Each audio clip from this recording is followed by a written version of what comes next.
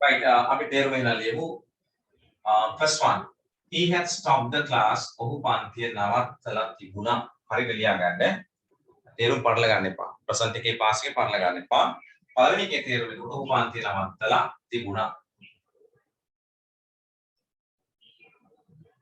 ඔහු පන්තිය නවත්තලා තිබුණා second sentence we had given books අපි පොත් දීලා තිබුණා අපි පොත් දීලා තිබුණා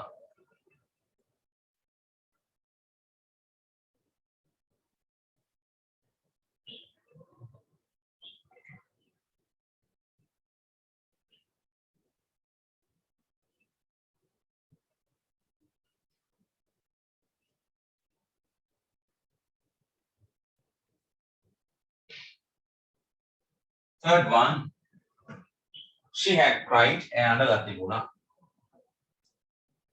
she had cried and අඬලා තිබුණා එය අඬලා තිබුණා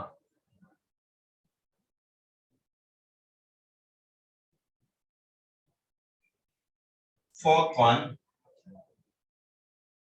they had helped us ඔවුන් අපිට උදව් කරලා තිබුණා ඔවුන් අපිට උදව් කරලා තිබුණා they had helped us right fifth sentence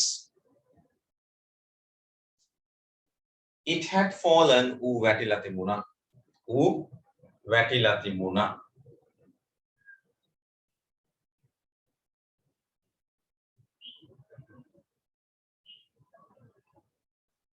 last one Sadun had played well Sadun සෙල්ලම් කරලා තිබුණා Sadun සෙල්ලම් කරලා තිබුණා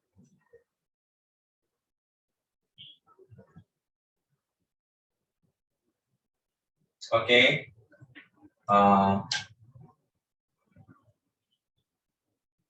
right තව වාක්‍ය 10ක් කියන ඉඳ තියාගන්න මම කියන්න ඕනේ නැහැ දැන් තේරෙනවනේ නේද අර ප්‍රසන්ට් පර්ෆෙක්ට් වලින් වගේම ඕන සබ්ජෙක්ට් එක හැඩ් දාලා ක්‍රියාව පාස් වල තියලා දාන්න වාක්‍ය 10ක් තියාගෙන ඉන්න හරි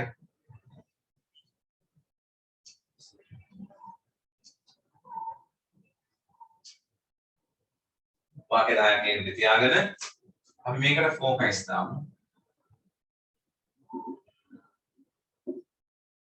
she had cried and අඬලා තිබුණා and එක එළියට ගන්න action form එක හදාගන්න. එතකොට had she cried කියලායි කියවෙන්නේ. ඇය අඬලා තිබුණාද?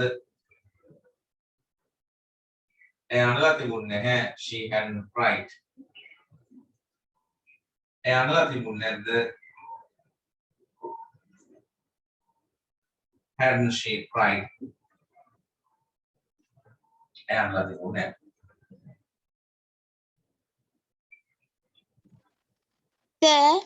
Yes. මේ ඔය වාක්‍යයේ දෙවෙනි ඡේදයට has නෙමෙයි had නෙවෙයි දෙන්නේ sir. had නේ වෙලා තියෙන්නේ නේද? හරි. has වෙන්න බෑ. හරි හරි.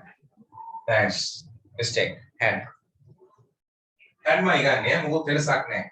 had එක මෙතෙන්ට එනවා ඊට පස්සේ had කරනවා මෙතන had වෙනවා. අනිත් ඔක්කොම එකයි.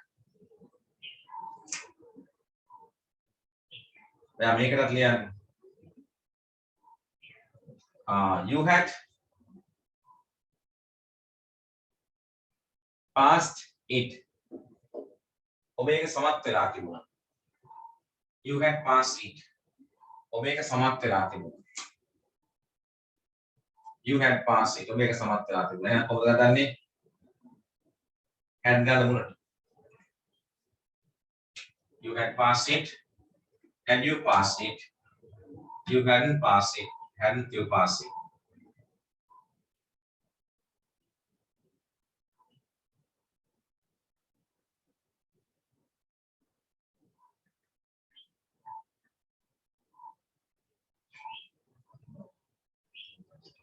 Okay, ඇය අඬලා තිබුණා.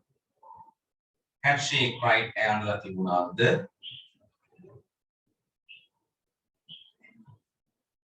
She cried. ඇය අඬලා තිබුණේ නැහැ.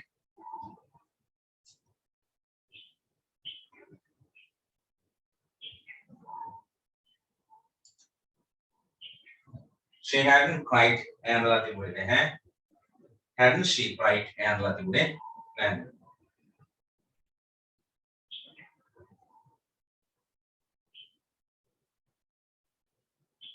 You had passed it. hand එක වාක්‍යයට ගන්න.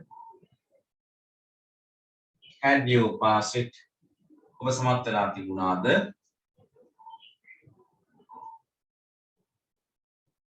negative you hadn't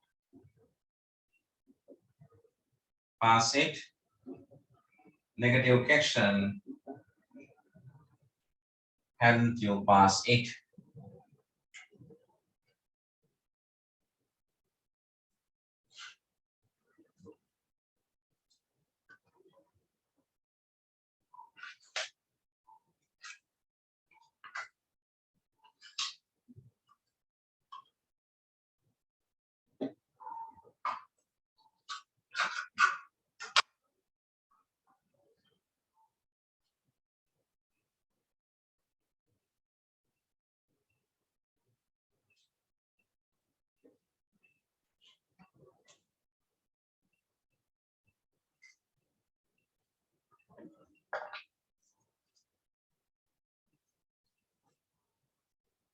Okay, shall I tell you the meanings? Okay, sir. Right. ඔබ ඒ සමත් වෙලා තිබුණා.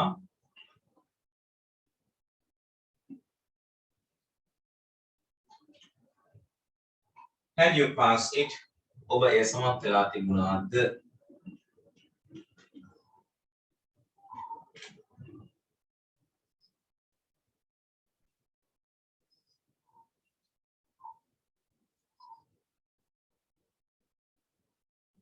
You hadn't passed it ඔබ ඒ සමත් වෙලා තිබුණේ නැහැ.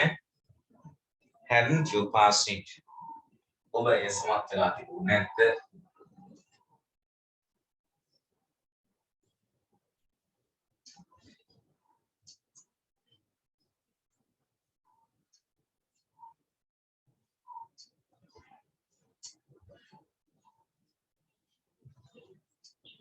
right එතනදී වාක්‍ය දෙකකට ફોකස් දාලා ඊට පස්සේ ට්‍රාන්ස්ලේෂන් එකක් ලියාගමු. මේ වාක්‍යවල ફોකස් දාන්න number 3 එක වෙනකොට the teacher had asked questions. ගුරුවරයා ප්‍රශ්න අහලා තිබුණා කියන එකට ફોකස් දාන එකදදී. number 4 members had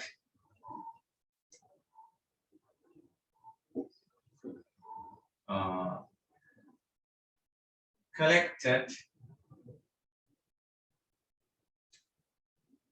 information.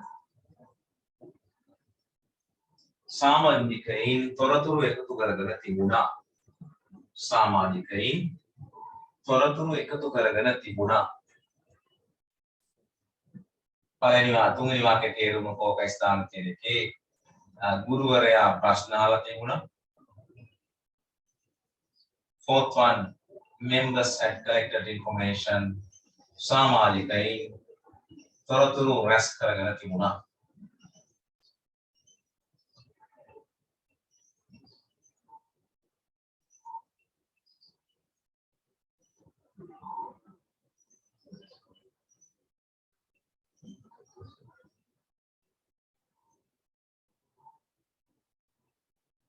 right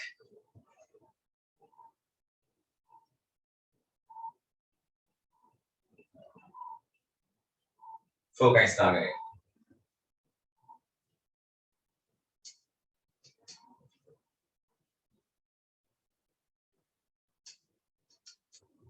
අපි translation එකක් තියාගමු. තියාගන්න translation කියලා present perfect past perfect tense වලින් ඈ.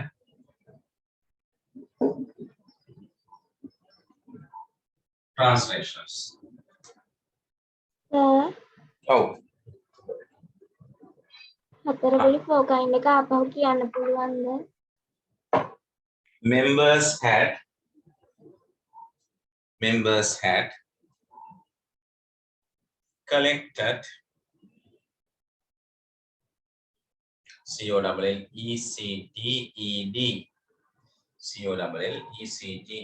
collected information INFORMATION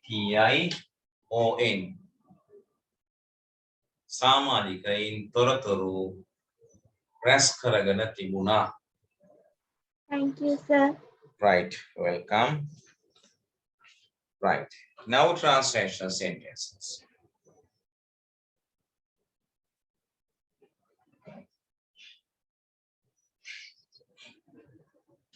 හරි අපි දැන් past perfect tense වල වාක්‍ය ටිකක් ලියාගන්නේ.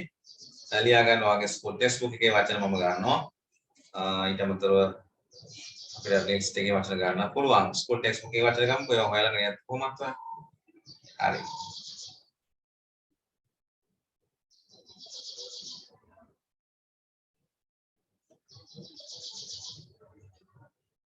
ඔවුන් මෙහි ජීවත් වෙලා තිබුණාද? බලයි වාක්‍යය. ඔවුන් මෙහි ජීවත් වෙලා තිබුණාද?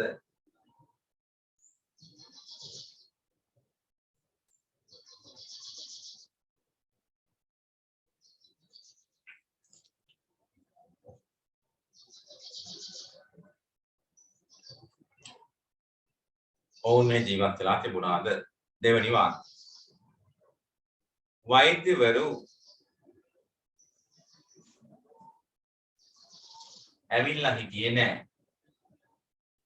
වෛද්‍යවරු ඇවිල්ලා හිටියේ නෑ. රෝහලට කියලා ගන්න. වෛද්‍යවරු ඇවිල්ලා හිටියේ නෑ. රෝහලට.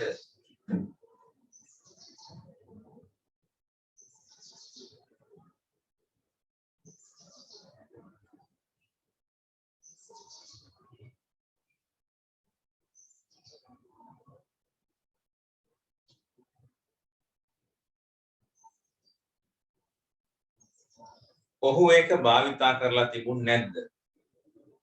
ක්‍රියාපද දන්නේ නැත්නම් අහන්න. ඔහු ඒක භාවිතා කරලා තිබුණේ නැද්ද? භාවිතා කරනවා කියන verb එක මොකක්ද? හා? ඔහු ඒක භාවිතා කරලා තිබුණේ නැද්ද? use. ඔව් use කියන එක USC.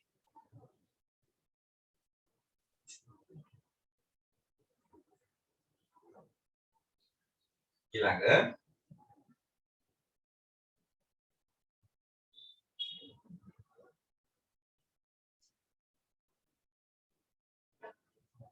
පාරිභෝගිකයින් භාණ්ඩ මිලදී අරගෙන තිබුණේ නැහැ. පාරිභෝගිකයින් භාණ්ඩ මිලදී අරගෙන තිබුණේ නැහැ. හරි. අද පාරිභෝගිකයන්ට කියන වචනේ අපි ඩිස්කස් කරනවා ඉස්කෝලේ පොතේ. භාණ්ඩ වලට කියන වචනේ ඇහෙනවා. ඒ නිසා මම මොකක් කියන්නේ නැහැ. ඒ අද කරන පාඩමේ මේ වචන ටික තියෙනවා. පාරිභෝගිකයන් භාණ්ඩ මිලදී අරගෙන තිබුණේ නැහැ. Next one. තාත්තා මිල ගෙවලා තිබුණේ නැද්ද? තාත්තා මිල ගෙවලා තිබුණේ නැද්ද?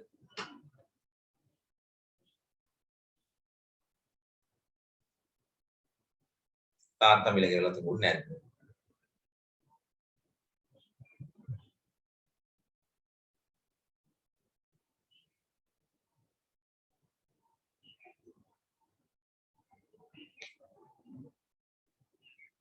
ඊළඟ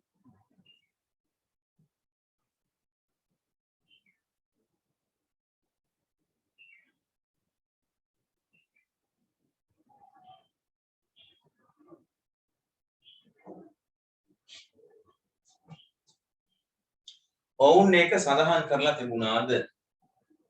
ඔවුන් ඒක සඳහන් කරලා තිබුණාද?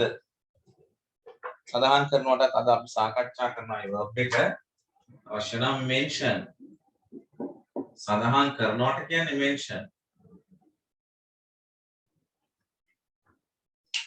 ඔවුන් ඒ සඳහන් කරලා තිබුණේ නැහැ.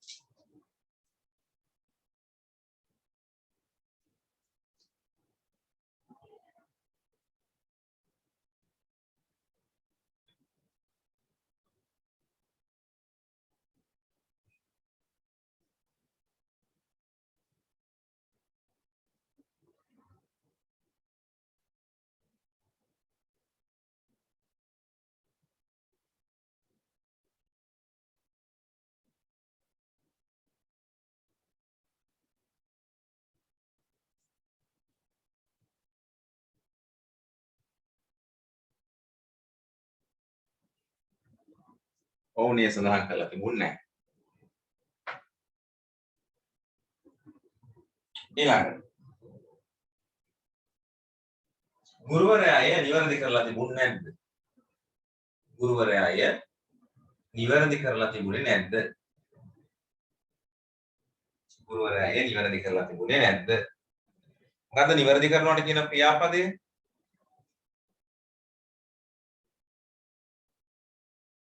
What is the verb? නිවැරදි කරනවා.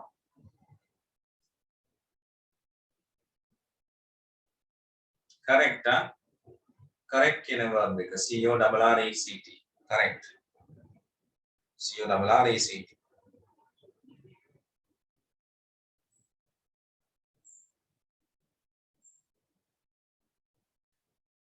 Next one. ඔවුන් ක්‍රීඩා උත්සවය සංවිධානය කරලා තිබුණේ නැහැ. ඔවුන් ක්‍රීඩා උත්සවය සංවිධානය කරලා තිබුණේ නැහැ.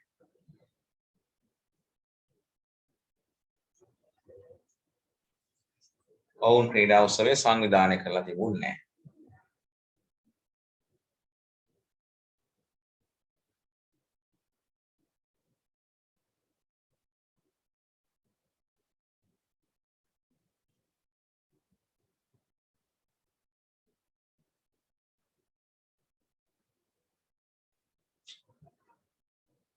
ඔවුන් ක්‍රීඩා උත්සවය සංවිධානය කරලා තිබුණේ නැහැ.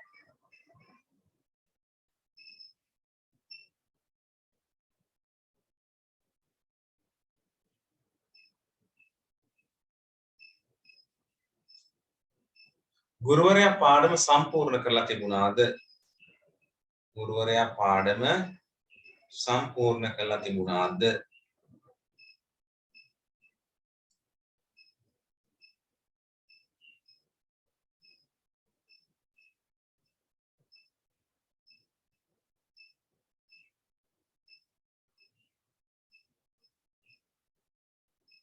ගුරුවරයා පාඩම සම්පූර්ණ කරලා තිබුණාද?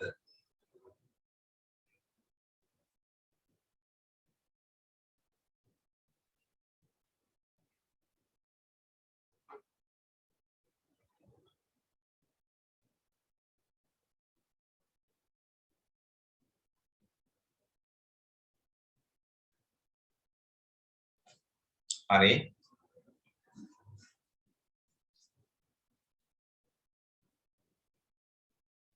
How many sentences now? 9. 9. Right, next one.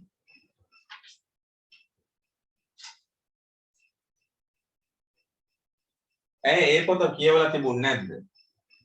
ඇයි ඒ පොත කියවලා තිබුණේ නැද්ද?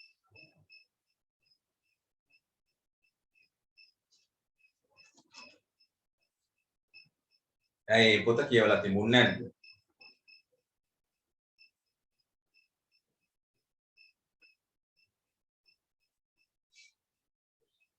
ඌ බත් කාලා තිබුණාද?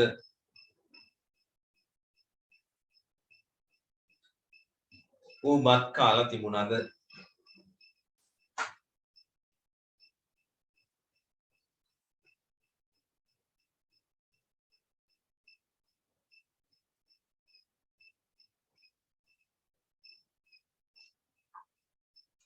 Last one. රාමණී වතුර බීලා තිබුණේ නැහැ. රාමණී වතුර බීලා තිබුණේ නැහැ.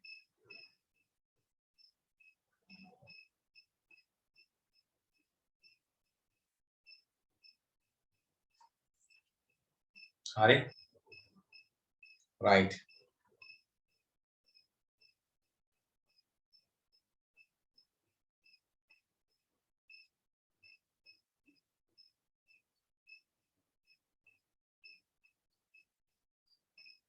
ඔහු පින්තූරයක් අරගෙන තිබුණේ නැද්ද? ඒකත් ලියා ගන්න. ඔහු පින්තූරයක් අරගෙන තිබුණේ නැද්ද?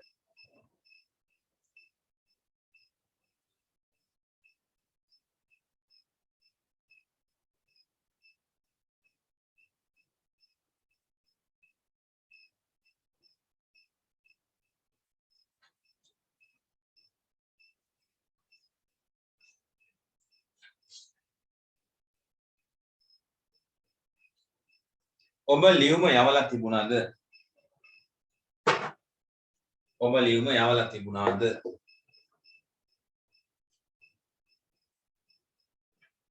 යවනවට send ඈ send SEND පාස් වල හොයාගන්න. ඔබ ලියුම යවලා තිබුණාද?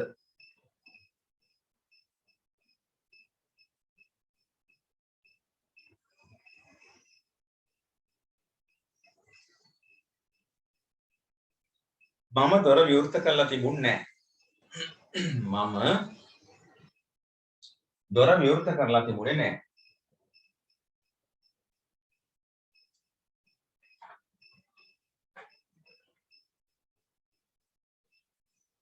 මම දොර විවෘත කරලා තිබුණේ නැහැ. හරි. හරි. ඔය අනුව ඔය ටික ලියන්න ඕන දැන් කාට හරි. ගිය සතියේ ලියරි සද්ද නැතුව ඉන්න එපා.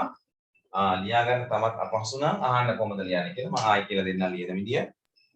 සර් 15 වෙනි සෙන්ටන්ස් එක ආයි කියන්නකෝ. මම දොර විවෘත කරලා තිබුණේ නැහැ නේද කිව්වේ මම?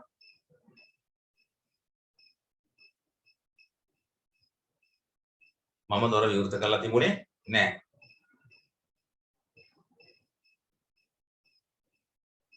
හරිනේ. එතකොට මට කියන්න කාරණා මේක ට්‍රාන්ස්ලේට් කරගන්න තේරෙන්නේ නැත්නම් අහන්න. සද්ද නැතිදලා පන්තිෙන් අයින් වෙන්නේ නැතුව. තාම තේරුන්නේ නැද්ද දැන් ට්‍රාන්ස්ලේෂන් කරගන්න. එකම ටෙක්නික් එකක් තියෙන හැම එකටම. හරි? ඔයාලට කරන්න තියෙන්නේ දීලා තියෙන වාක්‍යයේ යථාර්ථ වාක්‍යයේ කොලයක ලියාගන්න එක. ලියලා ඒක ඉංග්‍රීසි වලට පරිවර්තනය කරගෙන ඒකට ફોකස් කරනවා නම් ඔය අහන වාක්‍ය රටාව කොහොමද කියලා හොයාගන්න පුළුවන්. මෙන්න මේව පළවෙනි එක. කියන්නකෝ පළවෙනි එක.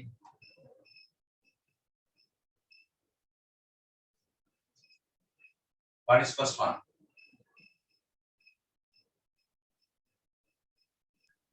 ඔවුන් මෙහි ජීවත් වෙලා තිබුණාද? ඔවුන් මේ ජීවත් වෙලා තිබුණාද? දැන් කියන්නකෝ ඔය වාක්‍යයේ යථාර්ථ සිංහල වාක්‍ය. ඔවුන් මෙහි ජීවත් වෙලා තිබුණා. අන්න හරි. ඔවුන් මෙහි ජීවත් වෙලා තිබුණා. දැන් මේක පරිවර්තනය කරගන්නවා ඉංග්‍රීසි වලට. ඔවුන් කියන්නේ they. තිබුණා කියන්නේ had එනවා මෙතෙන්ට දෙවෙනියට. ජීවත් වෙනවා කියන්නේ live past participle කරගන්න d දැම්මා. lived. මෙහි කියන්න here. ඔන්න අපි positive sense එක හදාගත්තා sentence එක. දැන් මම අර focus දාන්න කියලා දුන්න විදිහට මේකට focus දාන්න. focus දාන්න මතක නැත්නම් දැන් දාපු එක පොඩ්ඩක් බලලා ඉවරලා කොහොමද ගන්න යන්නේ කියලා බලා ගන්න. had ගත්තා එළියට. had they lived here. They hadn't lived here.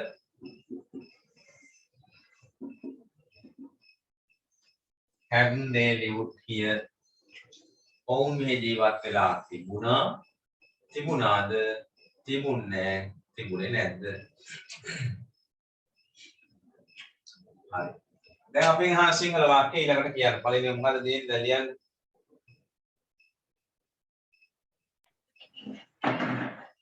Translate කරන දේ වාක්‍ය මොකද්ද? ඔවුන් මෙහි ජීවත් වෙලා තිබුණාද? තිබුණාද? දැන් මේ හතරෙන් කෝකද තිබුණාද කියලා ඇස්ස වෙන්නේ? Had they lived here? had they lived here වෙන්න ආන්සර් එක. ඒක තමයි එකම ක්‍රමේ මේ වාක්‍ය පරිවර්තනය කරගන්න පුළුවන්.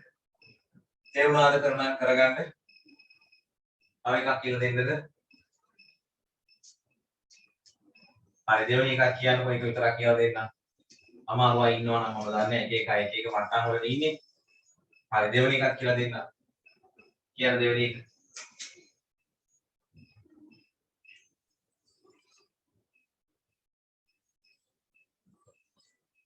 පරිසෙට්.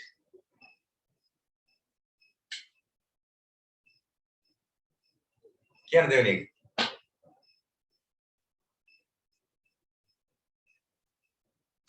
Hurry up. වෛද්‍යවරු ඇවිල්ලා හිටියේ නෑ රෝහලට. වෛද්‍යවරු ඇවිල්ලා හිටියේ නෑ රෝහලට. ඇතාත් සිංහල කියන බලන්න. වෛද්‍යවරු ඇවිල්ලා හිටියා රෝහලට. ඔව් වෛද්‍යවරු ඇවිල්ලා හිටියා රෝහලට. ඒතකොට වෛද්‍යවරු කියන්නේ අපි මේක ඉංග්‍රීසි පරිවර්තනය කරගත්තී doctors හිටියා කියනකොට had එනවාට come එකේ past participle එක කම්මයි doctors had come රෝහලට to the hospital. ඕකයි ස්ථානදි had එක එළියට ගන්නවා. Had doctors come to the hospital. Negative ලියනවා. Doctors hadn't come to the hospital. Negative question. Hadn't doctors come to the hospital. දැන් අහන වාක්‍ය මොකක්ද? වෛද්‍යවරු ඇවිල්ලා හිටියේ නෑ රෝහලට. ඕකෙන්ද කියවෙන්නේ හිටියේ නෑ කියලා? Doctors hadn't come to the hospital. Doctors hadn't come to the hospital. Third one. ඕක තමයි එකම ක්‍රමේ පොඩි දෙයක් තියෙන ඔයිට වඩා ඔයා ගණන් නේද? මැස් කරද්දී ඔයිට වඩා දේවල් හිතලා කරන්න තියෙනවා.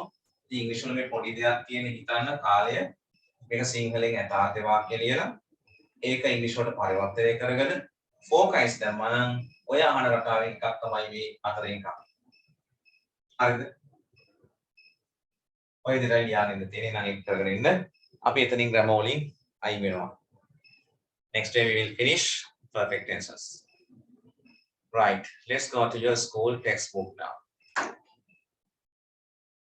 Right, school textbook එකේ unit 2 වල activity 9 වල අපි ඉන්නේ punctuation marks කමා වේදන ආකාරය. අපිට එකක් තියෙනවා මෙන්න මේ activity 9 කියන එක rewrite the paragraph adding commas. නැවත paragraph එක ලියන්න comma එකතු කරගනිමින් where necessary අවශ්‍ය තැන් වලට දාලා then read the paragraph aloud. ඊට පස්සේ හයියෙන් paragraph එක කියවන්නලු. හරි. Let's read it. Last Sunday I went to the fair with my aunt. The place was crowded with men, women and children. කොතැනද කමයි meeting? Last Sunday. Oh, last Sunday.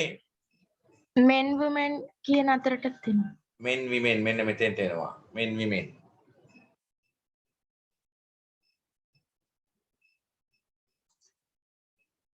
Right. The fair was filled with all kinds of things. හැමදේම කියලා තිබුණා. There were fruit, vegetable, pots, clothes, toys and many other items. කොතෙන්ද කමයි ඉන්නේ? Fruits, vegetables, pots, cloths. හරි. මෙතන වලට එනවා කමයි.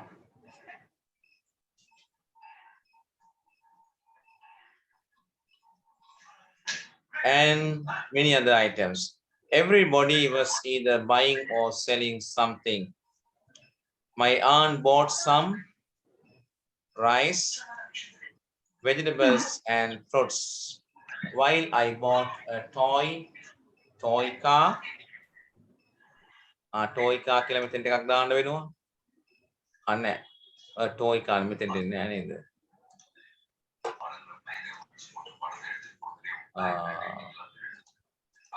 මෙතෙන්ට එනවානේ. A toy car, blue pencil box, හරි එච්චරයි. And some cotton candy. While I was there, I also met මම ඊළඟට මහත් හම්බුණා හරින් my best friend. හරින් කියන කොටත් එනවා නේද? හරින් my best friend කියන එකටත් එනවා. Right. ඉතින් ඒ විදිහට තමයි එක එක මාස් ටික යොදන්න තියෙන්නේ. හරි. චෙක් කරගන්න.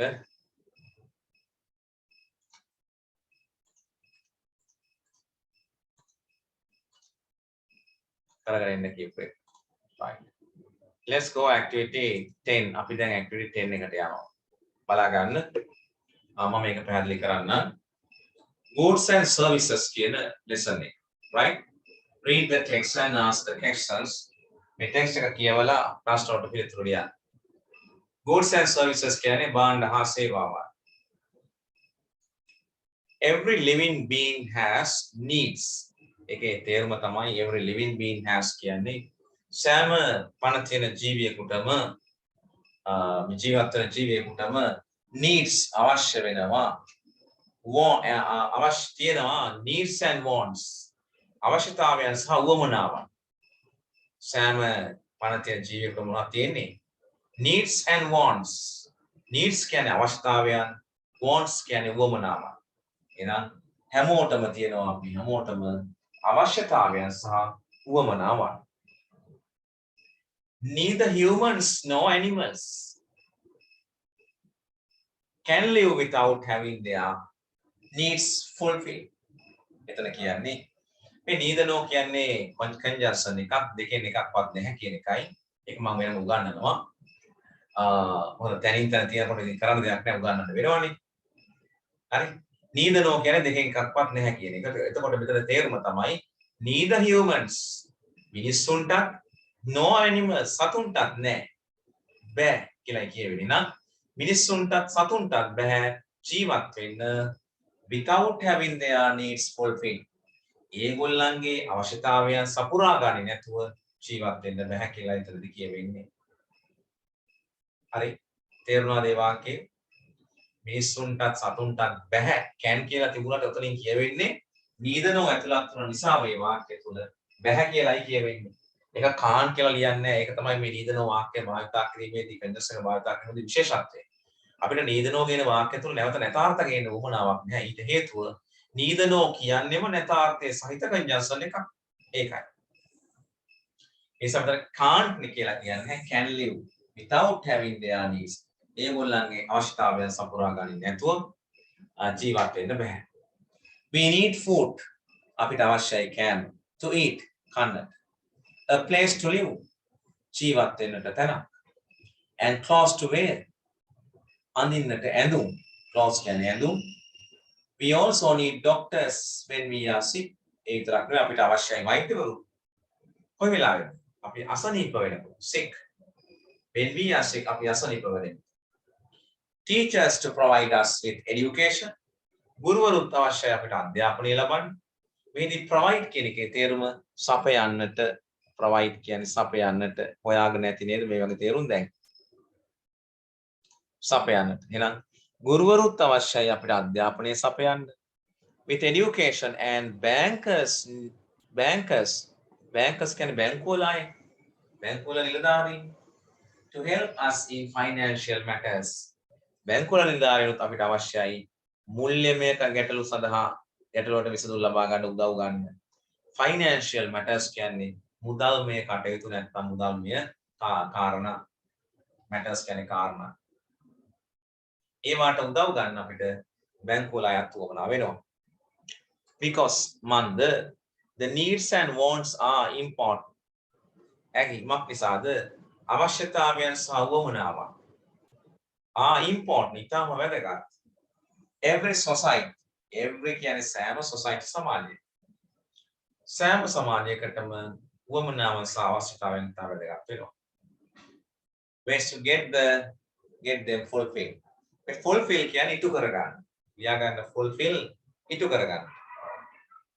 සෑම සමාජයකටම අවශ්‍යයි ඒගොල්ලන්ගේ අවශ්‍යතාවයන් සහ උවමනාවන් ඉටු කරගන්න.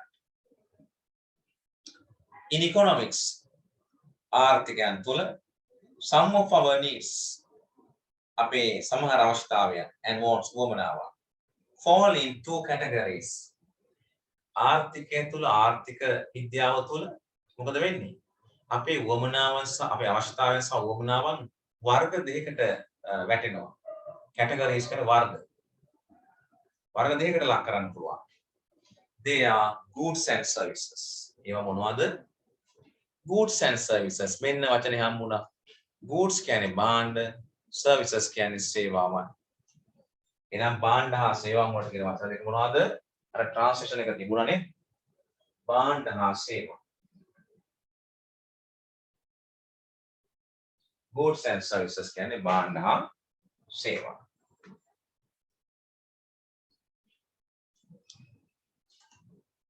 goods are object or things we can use or consume මොනවද භාණ්ඩ කියන්නේ goods කියන්නේ objects object කියන්නේ යම් යම් දේවල් අතට අහු වෙන දේවල් වස්තුන් නැත්නම් things කියන දේවල් we can use අපිට භාවිතා කරන්න පුළුවන් ඒවා එහෙම නැත්නම් consume what is the meaning of consume පරිභෝජනය කරන්න පුළුවන් ඒවා කාලා කන්න බොන්න පුළුවන් ඒවා හරි දැන් objects වගේ phone එකක් TV එකක් ඒවා objects pan එකක්